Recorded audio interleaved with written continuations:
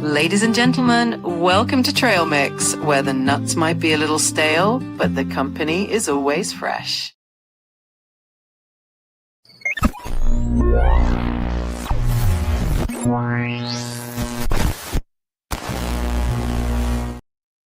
Good morning. It's the 2-minute Trail Mix, and it's January the 7th. I believe that's a Wednesday. We're going to spin through what's in Trail Mix this morning. I'm at trailmix.cc. That is trailmix.cc. Couldn'tafford.com. And there's a bar up there in the corner, top left. You can do whatever you do with your phone camera, and it'll take you to Trail Mix. Apparently, I've tried it. It works. Trailmix.cc. Join us for commenting anytime. Let's get on to today's news.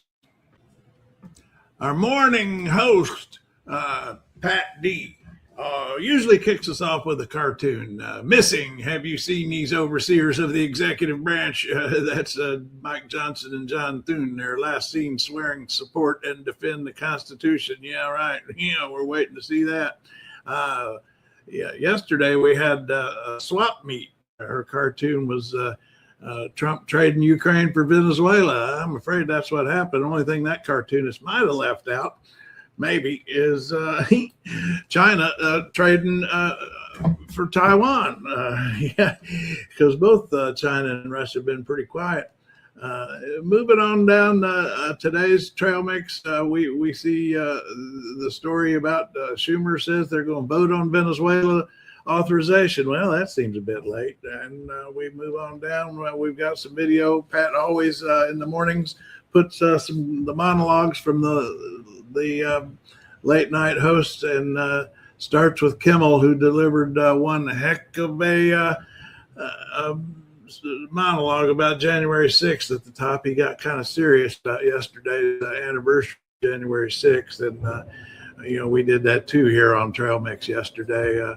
Lawrence O'Donnell got a clip from that, talking about impeaching Trump. Why not? What the heck? 3 times a charm. I've got something here on war powers. And moving on down, I know we've got Jamie.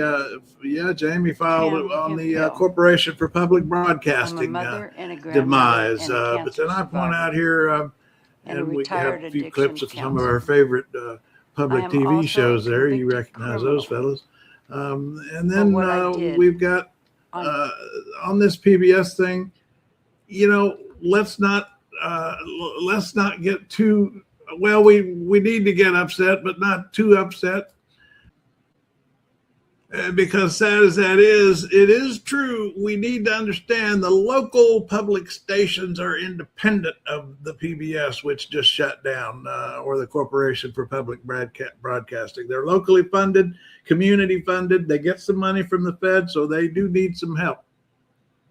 Put the link right in here in this piece this morning where you can do that. There's a link right here, find and fund a public media station that's at risk. Because again, your local stations have not gone away, neither your PBS station or your radio station, your NPR radio station, but they are going to need some help. And that's the link for how to do that. I'll put that on the screen.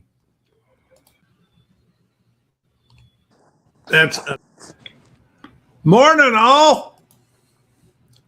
Hey, stir.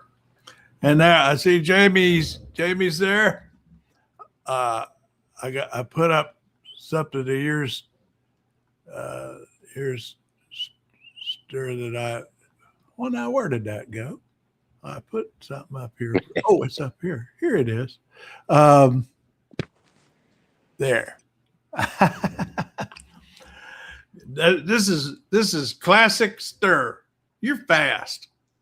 This you're responding here to the what we're learning about CBS being propaganda for the state-run TV for the Trump administration. I like that. Jamie, you there? Oh, I've got Jamie. Jamie's sound is off for some reason. What's going on? Well, you there now, Jamie? Yeah, I've got mine on. Oh, okay. It said unmute on here. I don't know why. Yeah, I still send money to Cascade for my local TV and NPR. But I wanted to alert people that they had to do it individually. Yeah, it's very sad what's going on in media. I mean, right here, this thing here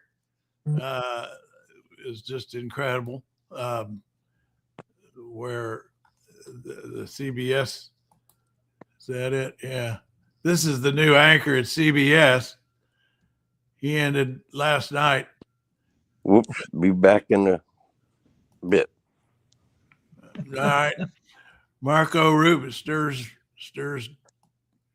got some work to do. He's coming back in a bit.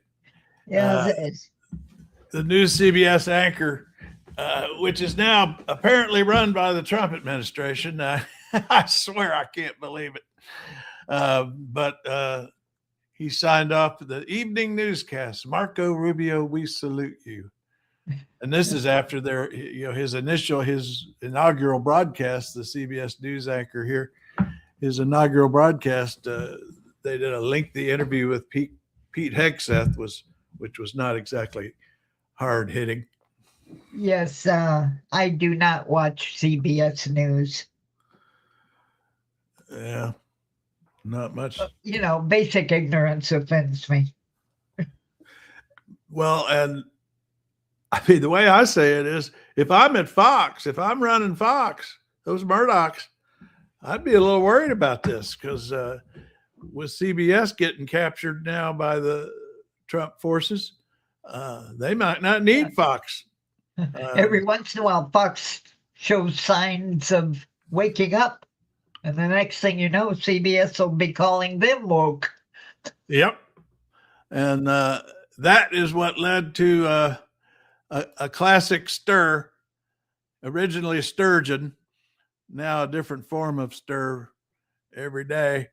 And that's what led him to put this up this morning. I like that. It doesn't take you too long to figure that one out. CBS. Now you can. But I don't know about you. I kind of grew up. Every family kind of divvied up. I mean, some families were Huntley Brinkley. Some families were Walter Cronkite. I'm truly dating myself now, but I don't care. That's why I've got here, I don't know if you notice, I keep behind me on my little set here in my office. There it is. Well, subtract 12 years from that, and you've got me. Is that right? Made in 19. So all y'all, yelling at us for being old, for whatever reason that matters. Here we are. We're not hiding it. Yeah, I was born during the Battle of the Bulge, and I've been fighting it ever since. Only big lie I've got on here is all original parts. I've got two fake hips now, so I can't say it's all original parts anymore. Well, the parts that I have left are original. Well, that's a good way to look at it. Yeah, I like that. I've shed a few along the way. It's like my doctor, when he put the last fake hip in there, he says, well, I made all the money I can make on you now. You run out of hips.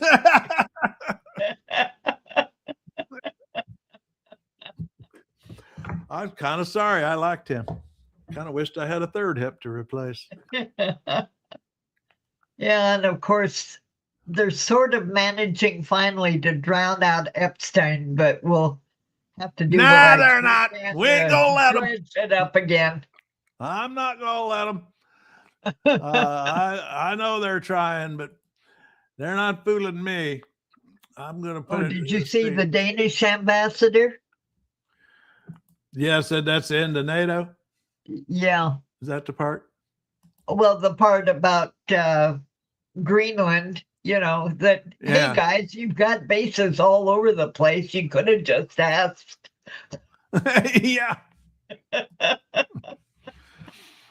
I think Stir's back. Did Stir come back? Oh, there he is. Hey, Stir.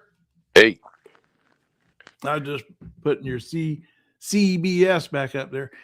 Jamie was just saying they're trying to drown out Epstein. I ain't letting that happen. We're not drowning it out in these parts. I got it right here. I'm working on it. I mean, the latest is that this cracks me up is, they're now saying, admitting, trouble is they're in a court now. There's a judge overseeing this release. So they're having to go to court and admit stuff under oath that they don't say in press releases or in press conferences. So they've admitted they've only released 1% of the files that were due 3 weeks ago, for starters.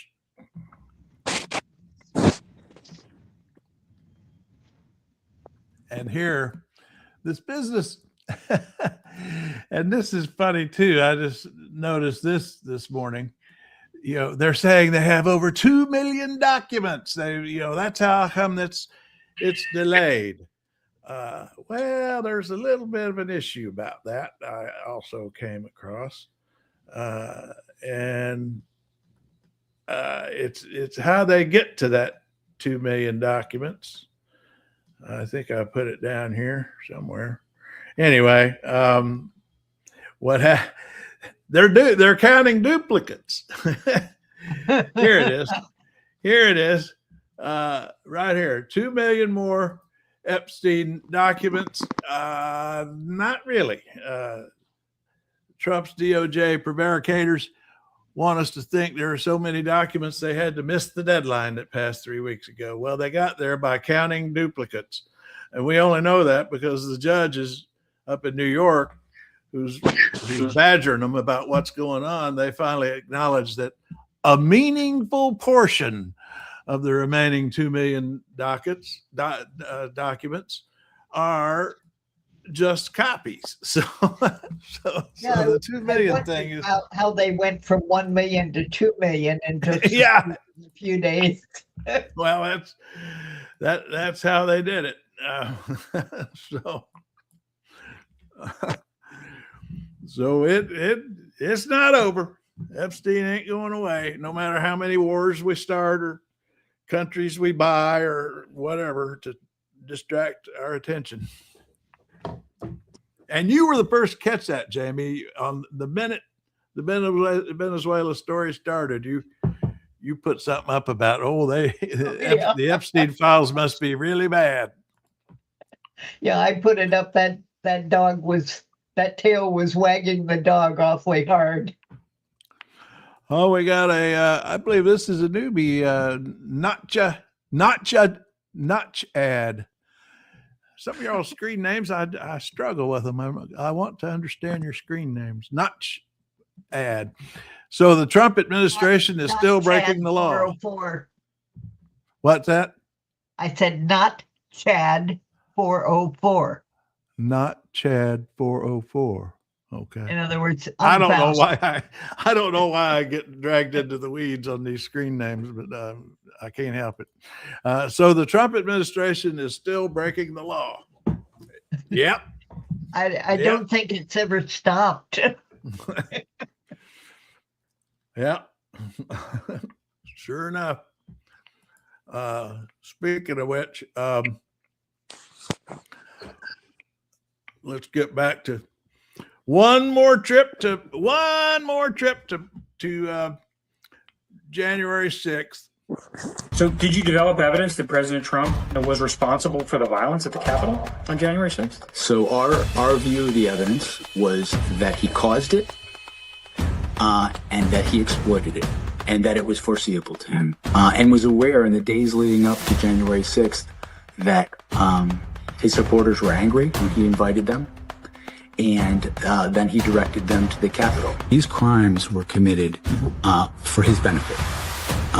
The attack that happened at the Capitol does not happen without him. We're going to walk down to the Capitol, and we're going to cheer on. Let's have trial by combat. It does not happen without him. So there you go, Notch. Yep. They're still breaking the law, and That one goes back 5 years as of yesterday. Good morning, Katie Bear.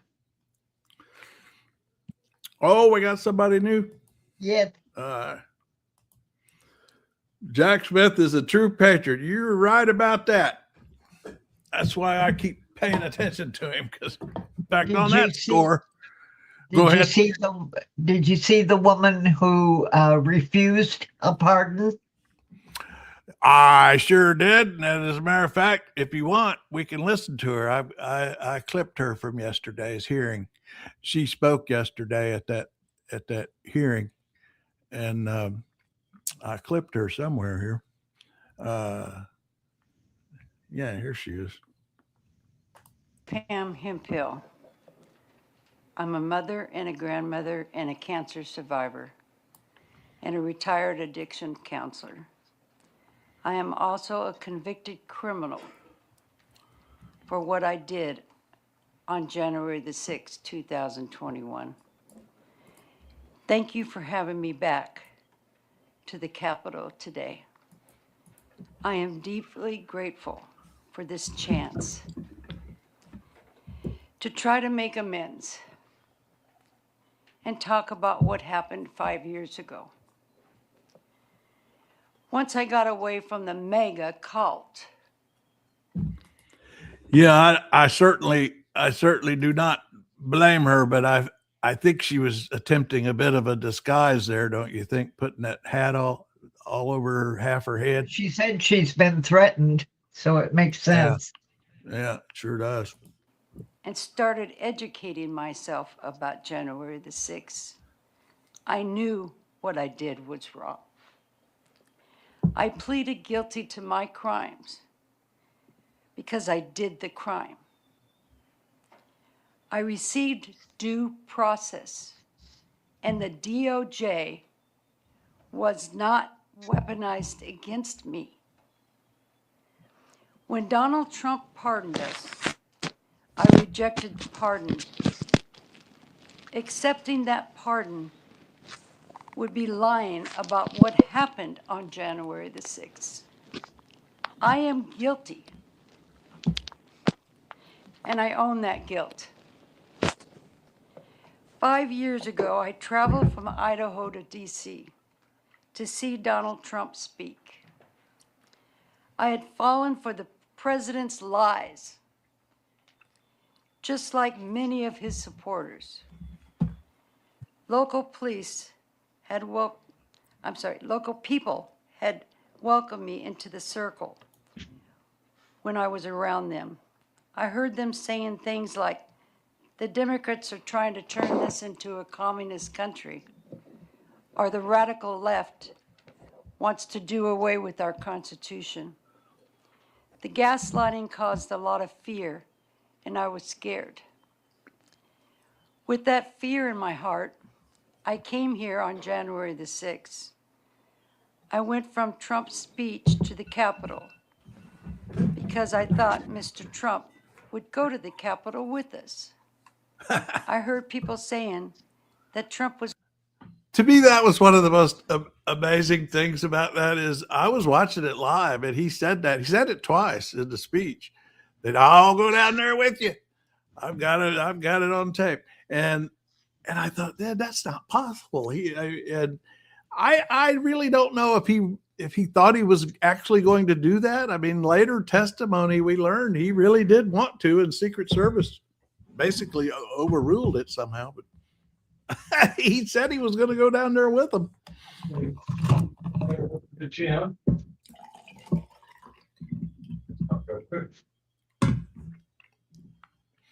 You stay behind. Who's that in the background? You there, Jamie? Oh, yes. I'm sorry. I was saying goodbye to son who was heading for the gym. We're going to the gym. Did you ever make it to the swimming pool? No, it's closed for the rest of January. It's closed for the rest of the month at least. Wow, so it's really shut down. Yeah, they found other problems when they got into digging into there, and I don't want to drive across town to their other pools, so Right. I'm reduced to swimming in our big tub. Kay's saying fear mongering is the MAGA way of, unfortunately. Yep. Yeah. This woman was powerful, wasn't she? I mean, I thought she was believable. I've seen all kinds of, trashing of her, naturally, that she's an FBI stooge or I don't know. The things these people say is unbelievable. No, I think that's a woman who came to the realization that what she believed was not true.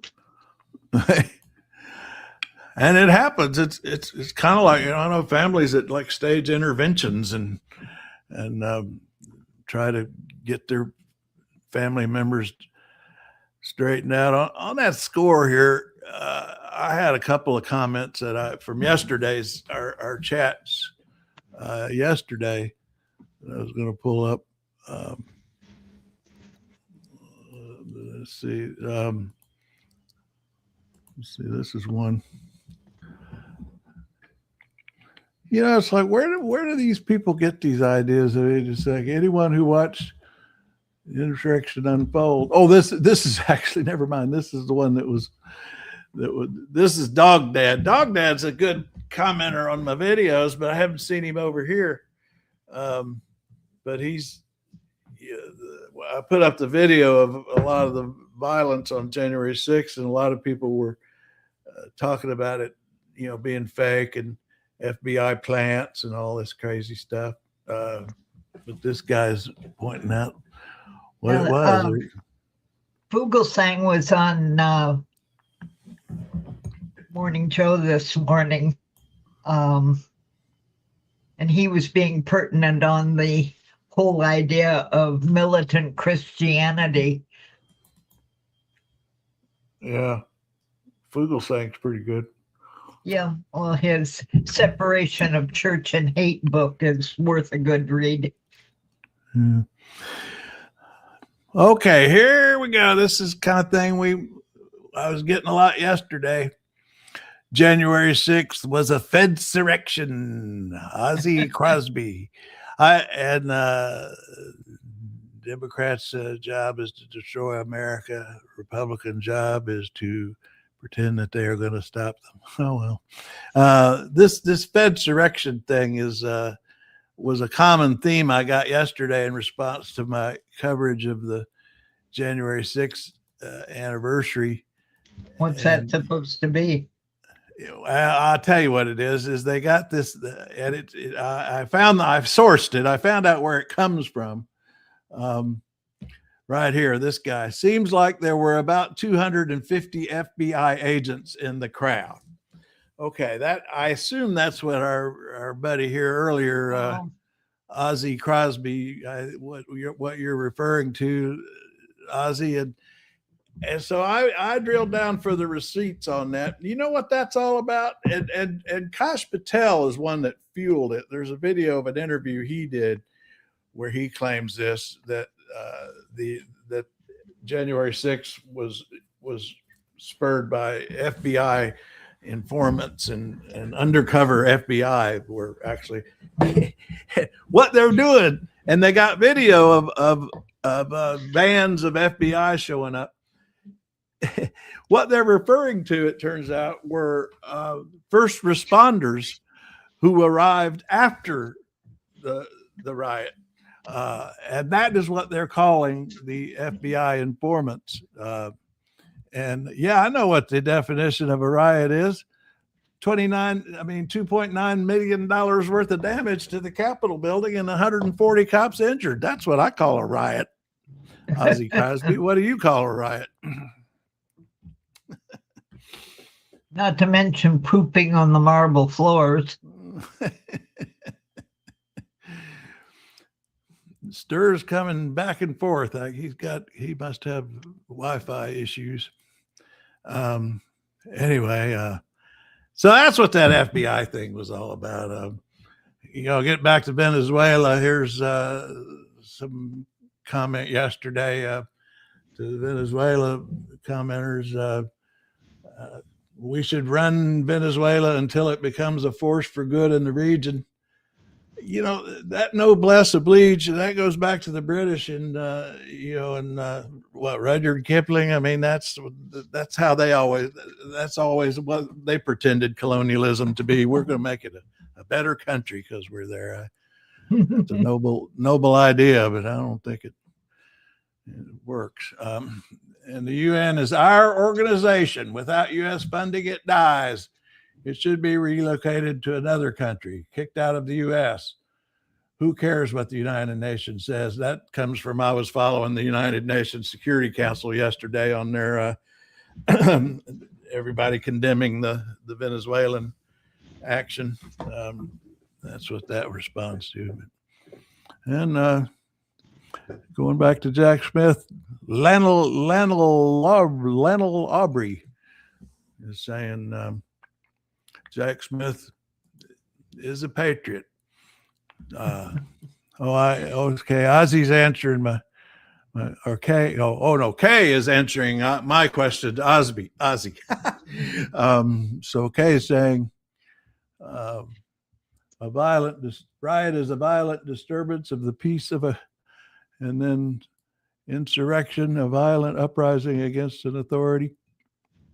Well, you know, there's a court of law that in Colorado that there was one case where they actually took the evidence of January 6th for a week, and the judge ruled that Trump led an insurrection, and the Colorado State Supreme Court and the United States Supreme Court upheld that finding of fact that it was insurrection. Now the Supreme Court overruled the throwing him off the ballot, which is what the case was about, but it did not disturb the finding of fact from the trial court judge after a week of evidence that Trump led an insurrection on January 6th. So that's the only court case we've got on it.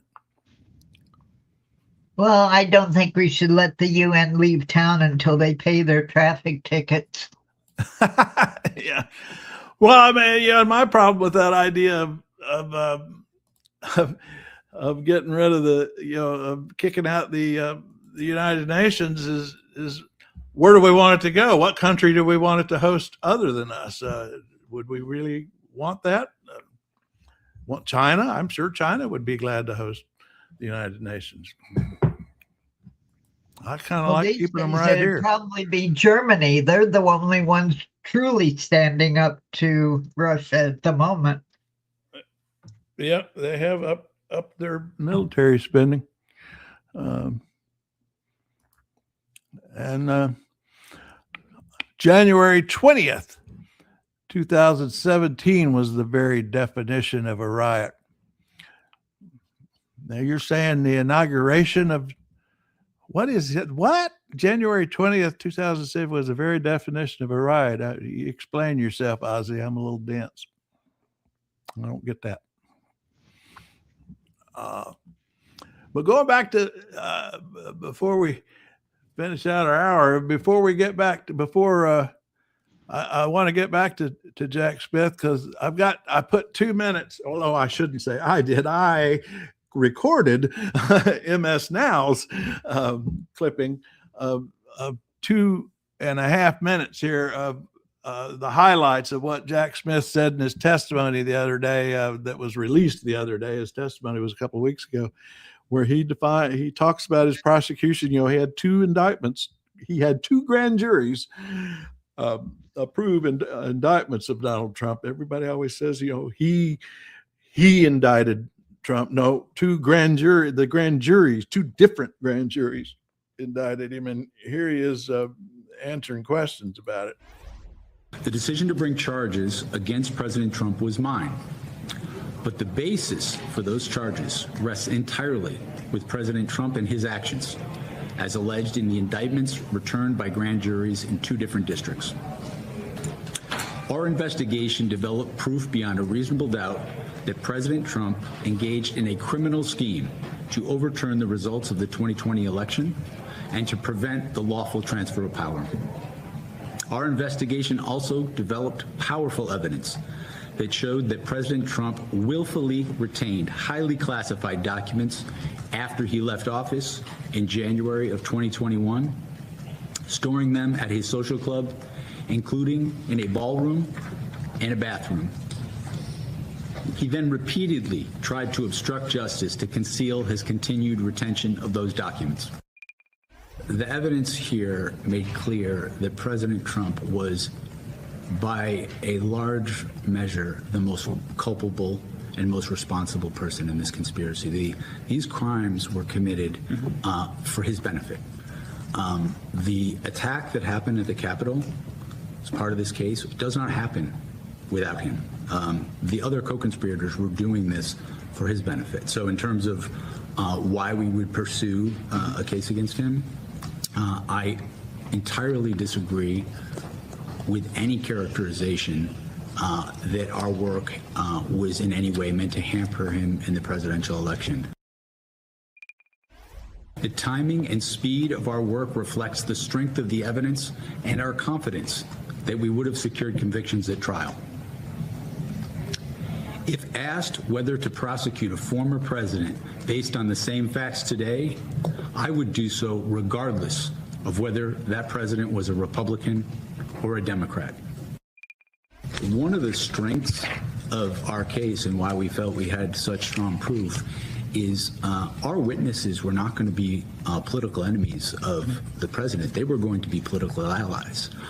We had numerous witnesses who would say, I voted for President Trump. I campaigned for President Trump. I wanted him to win. Our case was a case in which the president was preying on the party allegiance of people who supported him.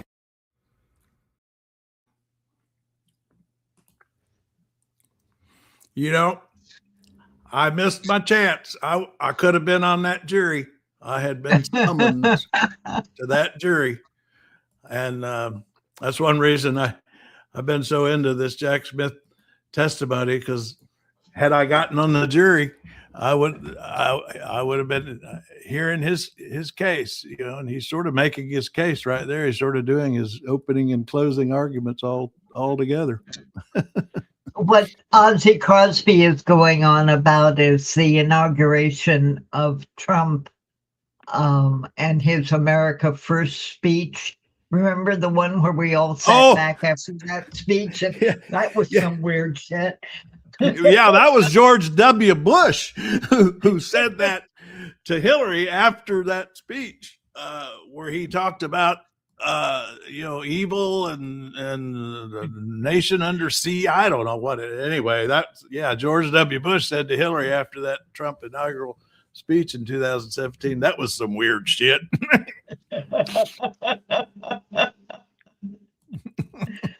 And that whole America First, I mean, we might as well go back to the 1930s and, well, Kay's got a message here for Ozzy. You need to stop drinking the Kool-Aid and really do your research, not just down the MAGA rabbit hole. What do you say, Ozzy? He just keeps repeating himself. Well,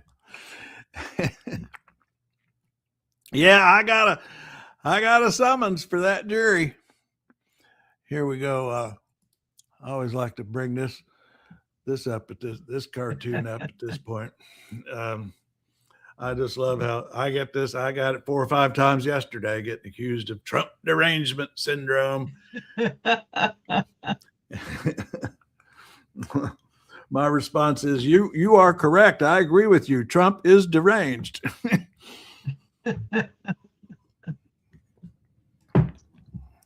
Oh, well.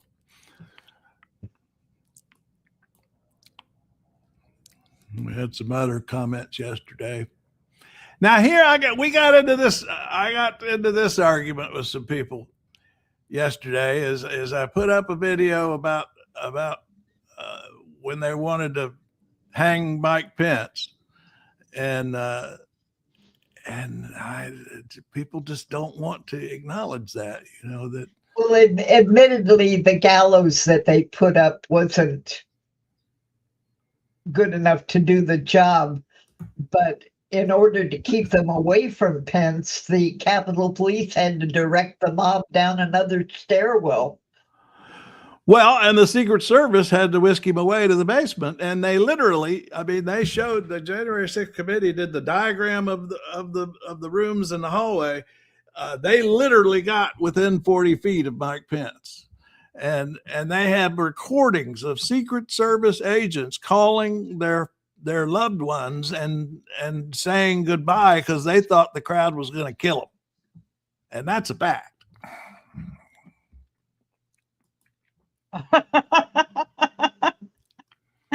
Katie Bear. That's what John Fugelsang was going on about this morning, was the whole Christian nationalist movement. Oh, my mother-in-law is a Christian nationalist, so we get from Jesus all the way up to the present time. They are not a new phenomenon. I think Kay said earlier she's in Minnesota. I'd like to know what you think about walls dropping out. And of course, that's just, one reason is that they've been directing their threats not only to his daughter. I saw his daughter, Walt's daughter's interviewed saying she's gotten threats and her brother's gotten threats. And he, for one factor was he just decided he wasn't putting his family through this anymore.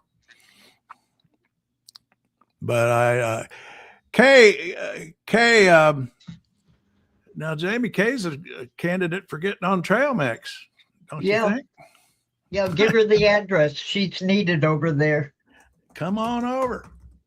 Right here. I put the CC in capital letters to remind people it's not .com, which everyone's used to, but I had to do it that way because .com wasn't available. Somebody actually selling trail mix, real trail mix, the food, the snack owns trailmix.com. So I got this trailmix.cc, which happens to be my initials. So that's somewhat makes some sense. But anyway, it's easy to comment, Kay. All you got to do is give us a fake name. Well, and you have to put 3 numbers on the CAPTCHA. I made the CAPTCHA as easy as it can be. You just type 3 numbers, but you don't need to put an email or a credit card or any of that kind of junk, and get in there and comment. In fact, Got it. Good. Come visit. The natives may be restless, but we don't bite.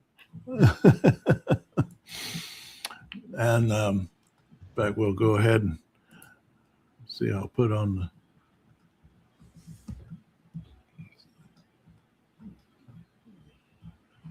We've been getting more traffic, a lot more traffic at Trail Mix, but people are still shy about commenting. Yeah, the bats in our belfry won't come down and.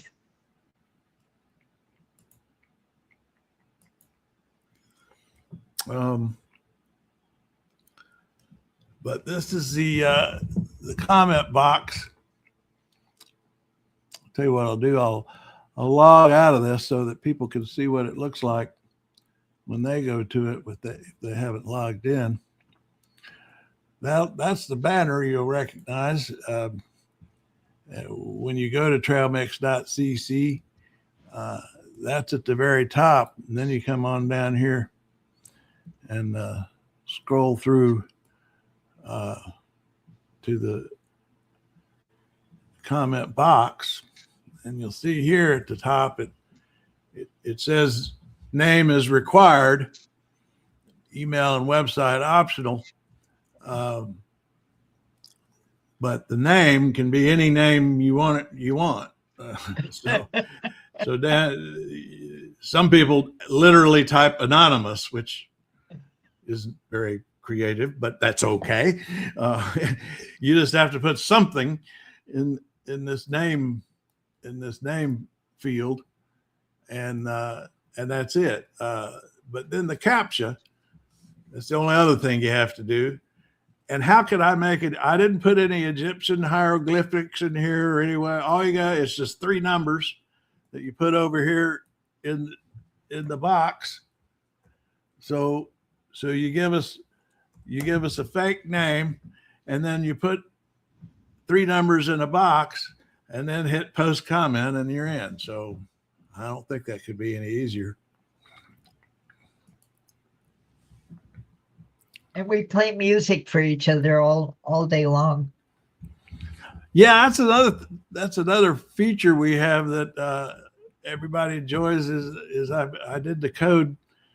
Oh, well, it looks like Rebellious has got Rebellious is waiting. She usually gets on here in time before we close at noon with some memes.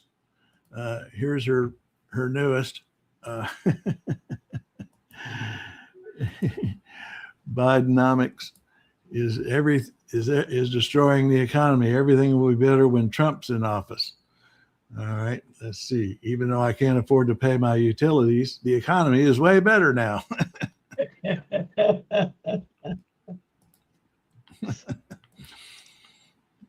See who else we got coming in. Stir's back again. You've been going back and forth. Like a bad penny. Yeah, but at least you keep coming back. That's what counts. Oh, I think we got a recruit there, Jamie. Kay says I'm on my phone right now, but I'll get it set in a few. Yeah, do that. Wonderful. Look forward to seeing you. Yeah, what we were saying, and Stir's one of the masters of this, is the way we've designed the site, Kay, is you could just put a YouTube URL, raw URL, just put it in there. Nothing fancy, just the actual URL, internet address for the YouTube, and our site automatically puts that in a frame and displays that video right there on the comment page, where people don't have to click and go somewhere else to watch it. And YouTube doesn't mind because YouTube still gets the credit for the traffic. So they're very cooperative about letting us do that. The other sites like X and TikTok. TikTok is not friendly about doing that. I'm still working on that. You can't. I want to be able to put a raw TikTok link in and have it display I'm as starting YouTube to does. suspect that X is almost all bots these days. Could be. Well, let's see. We got about 15 minutes left in our hour. Let me see if I ran through all my little goodies I'd put in for us. I think. Oh no, I got one more goodie. We did the former MAGA grandmother who didn't accept the pardon. But the other testimony that struck me yesterday was a prosecutor of the January 6th defendants. One of the prosecutors testified at the House hearing yesterday on the 5th anniversary of January 6th. And I thought he was really powerful. His name is Brendan Ballou. He quit DOJ after the pardons. And can you imagine? I mean, these people who work so hard to prosecute those people and convict them and sentence them, and then Trump rolls in and literally, I think on the first or maybe the second day in office, he pardoned all these people that they had worked so hard to bring to justice. And so I thought it was good that the committee yesterday, the Democrats in the House committee, Raskin was responsible for getting this hearing together, and they put this prosecutor on. I was on the team that prosecuted rioters who attacked the Capitol on January 6th. I should make clear that I was a very small part of a very large team, but because I'm in a position to speak publicly, I will. Let me start not with January 6th, but with January 20th, 2025, when President Trump pardoned over 1,500 rioters. Now, here I confess my own ignorance. I believed, if nothing else than out of pure political self-interest, President Trump would not pardon those rioters who attacked and tried to kill police officers. I was wrong. In fact, the president pardoned rioters who attacked officers with pipes, flagpoles, bear spray, and whips, who dragged officers into the crowd, tased them, and tried to gouge out their eyes. He even pardoned rioters who had previously been convicted, as you noted, of manslaughter and charged with production of child pornography. And when his first pardon was insufficient, he re-pardoned one defendant on an unrelated gun charge to set him free. After the pardons, like several of my colleagues, I chose to resign from the Justice Department. But since then, President Trump has continued to try to rewrite the history of January 6th. He's fired or demoted career FBI agents and prosecutors, my former colleagues who investigated and prosecuted rioters. He appointed an election denier, Ed Martin, to be interim U.S. Attorney for the District of Columbia, and appointed a literal rioter, Jared Weiss, to a senior Department of Justice job. His appointees have tried to erase the public records of the attack on government websites, and to create a false equivalence, have used many of the same charging statutes used against rioters against the president's political opponents, Congresswoman LaMonica McKibber, for instance, and protesters in Los Angeles and D.C. And I'll note that many of those charges have since been reduced or dropped entirely. Why has the president continued to focus on erasing the history of January 6th? I believe it's because he knows that if he can convince Americans to forget the attack on the Capitol, then he can convince us to attack any attack on democracy, no matter how violent. And if that happens, if January 6th is forgotten, or worse yet, excused as legitimate political discourse, then January 6th and attacks like it, more violent, will certainly happen again. So what can be done? To protect the future of our democracy, we have to preserve our past. Memorials like this event matter, and so too do symbols. As some of you have noted, in 2022, Congress passed a law to install a plaque to honor the officers who defended the Capitol that day and required that it be installed within a year. That deadline was nearly 3 years ago, and though the plaque has been made, the Speaker of the House reportedly refuses to install it. A little extra detail on that point is they discovered they've lost the plaque. It's gone. I mean, CNN yesterday, the guy doing a story about this plaque to commemorate the police officers said that they've said they don't know where it is now. So that's the end of that. That's the end of the plaque. This guy ends here with a powerful statement. I'll keep him on. Two officers, Harry Dunn and Daniel Hodges, who are here today, both of whom protected the Capitol on January 6th, have sued to have the memorial installed, and we will soon see if the Speaker and his subordinate offices will be compelled to follow the law.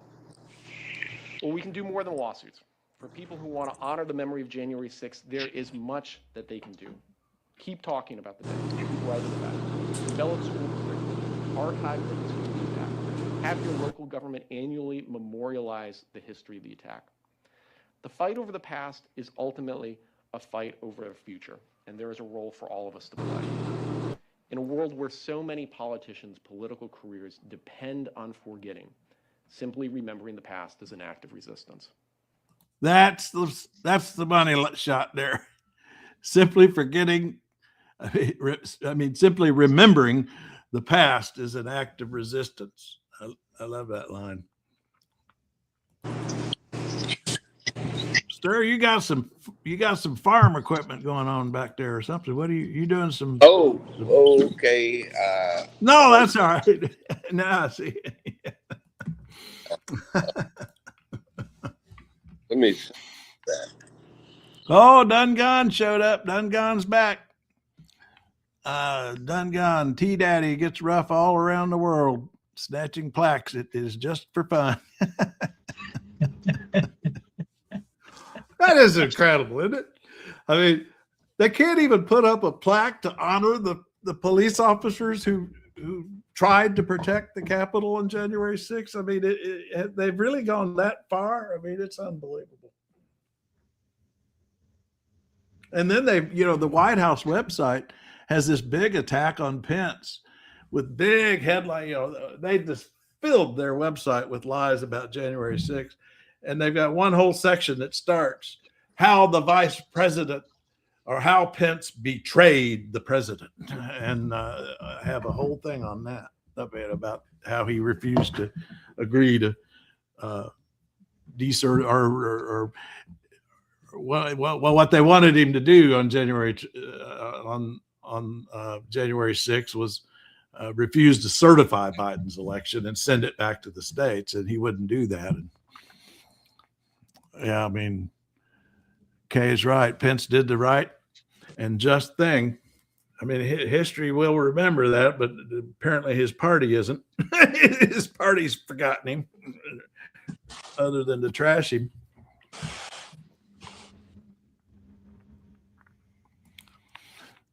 Done gone attacking Pence. The hardcore are not going to comfort Pence.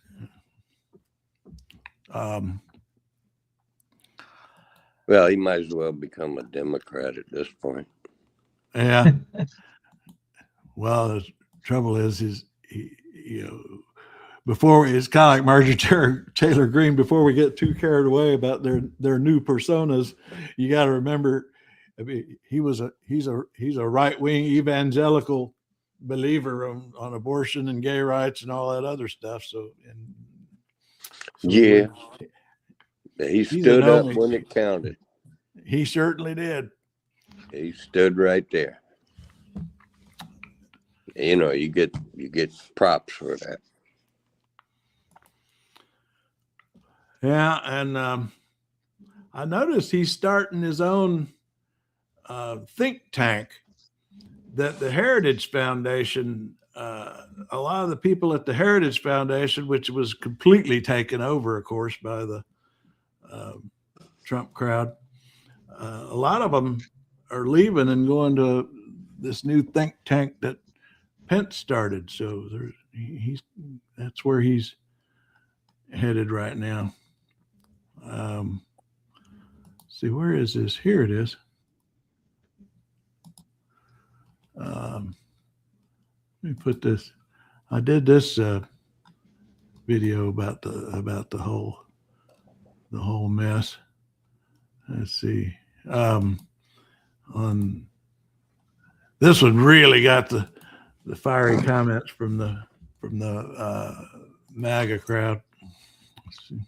They were planning to hang him. They got within 40 feet of the vice president until Secret Service got him away. Fraudulent or inactive ones, which they were asked previously certified.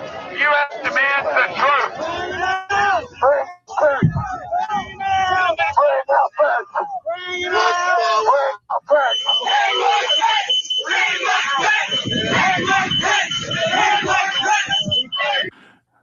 There it is. You're saying that wasn't strong enough to hang him, Jamie? Well, the construction of it was too short. Oh, is that what it is? You know, it was like a mock-up of a gallows. So this was just for show, then, we think? Yes. Well, if I'm within 40 feet of that, I'm still going to run to the basement. I'm not going to assume it's just symbolic. Well, there you know, it is. The actual. Have to do anything as formal as making him. Oh, what's they that? didn't have to do anything as formal as making him climb the 13 steps. They could just do it on the spot. Yeah. And I mean, one little detail of that when they rushed Pence down to the basement, I think is done gone making a joke here. Pence think tank. Are you saying those words don't actually go together? Done gone. Is that what we call an oxymoron? Yeah, like giant shrimp. Yeah. But one of the details of that day I thought was so interesting, and it shows how suspicious Pence was of Trump, is when they took him to the basement and the Secret Service wanted to get him out of the building entirely. They had the motorcade ready to go and get out, and he would not go. And his chief of staff has told this story, and I think also they got testimony, and Jack Smith got testimony on all this, that Pence would not leave the Capitol building because he said something to the effect of, because you'll never bring me back, because he knew their goal was to prevent certification of that election. And if he was physically gone off the property, then they would not, without some kind of rigmarole of appointing a substitute, he would not be able to fulfill his constitutional duty that day to certify the election. And he knew that was their goal, and he refused to leave the building. I always thought that was a very interesting detail about that day. And the Secret Service phone messages all disappeared. Yes. That not until we heard some of them in the J6 hearing committee, but some of them we got. But yeah, you're right. I mean, all of the, yeah. Just put him in the car and get him out of there. Yeah, right. And but some that did survive were phone messages that Secret Service left with their loved ones, thinking that they might get killed that day. Before people think this is some kind of joke. I mean, those are Secret Service guys who were literally fearing for their lives because they were so outnumbered by the crowd.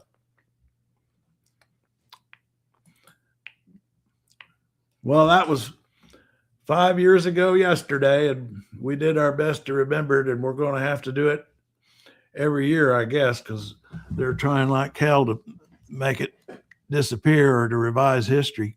I mean, the White House website. Jimmy Kimmel was spectacular last night, by the way, at the beginning of his monologue, talking about the 5-year anniversary. No, done gone. Pence needs to testify from pulpits about his reign of terror to clarify what was and what is going on.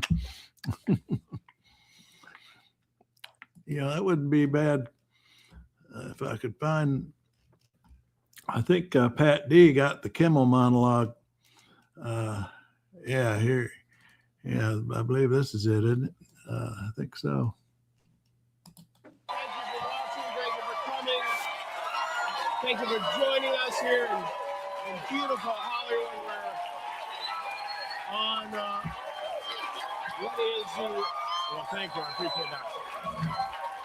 Today, and I don't know if you're aware of this, Guillermo, today is the 5th anniversary of the events of January 6th. 5 years ago today, after losing what eventually judges from both sides in cities all around the country unanimously declared to be a free and fair election, Donald Trump tried to overthrow our government in a pathetic and illegal attempt to stay in the White House. And there's no other way to put it. You cannot look at the facts objectively and come to any conclusion other than that. He tried to force the vice president claimed voter fraud and refused to certify Joe Biden's victory, which even his own vice president refused to do. And when Mike Pence chose the Constitution over his running mate, Trump got his supporters all riled up, sent them to the Capitol, where they staged a violent and deadly riot, which he enjoyed from the comfort of his office for hours on television, until someone in his circle begged and pleaded with him to half-heartedly call them off. It was I got to end it right there because ABC will come after me for copyright violations. Unfortunately, I've been through that. I'm going to wind up here. We're at the hour mark. Anybody else got anything to add? You all still there? Did I turn you off? Oh. Yep. Oh, Jamie go. Where'd Jamie go? I'm auditing the course. All right, I'm actually going to wind up here, end up with and thanks to everybody in the comment section, and we put the Trail Mix address up there a couple times. Here it is again. You can continue the conversation over on Trail Mix. Make it easy to comment, and we welcome you over there to continue the conversation. And now we're gonna I'm gonna wind up the hour. We're here at 11 a.m. every day until we get tired. I'm gonna wind up with this grandmother who was a MAGA rioter on January 6th, who now regrets it, and to the extent that she didn't even accept Trump's pardon. We're going to end the hour with her. She testified yesterday. So I went about this. Well, and, as you know, it was pretty Trump powerful. never showed, but the rioters did. and the attack began.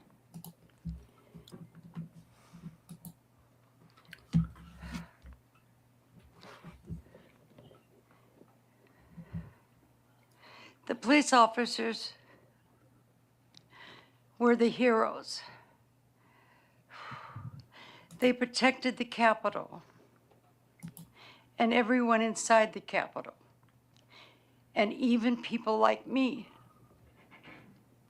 I was trampled on by the rioters. And if it weren't for the Capitol Police helping me that day, I might have died. To the Capitol Police officers sitting, if I may address you for a minute. I am truly sorry from the bottom of my heart for being part of the mob that put you and so many officers in danger. I want the Capitol Police to know how truly grateful I am to them and how deeply sorry I am.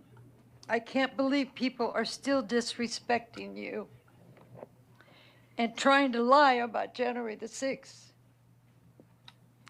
I will do everything I can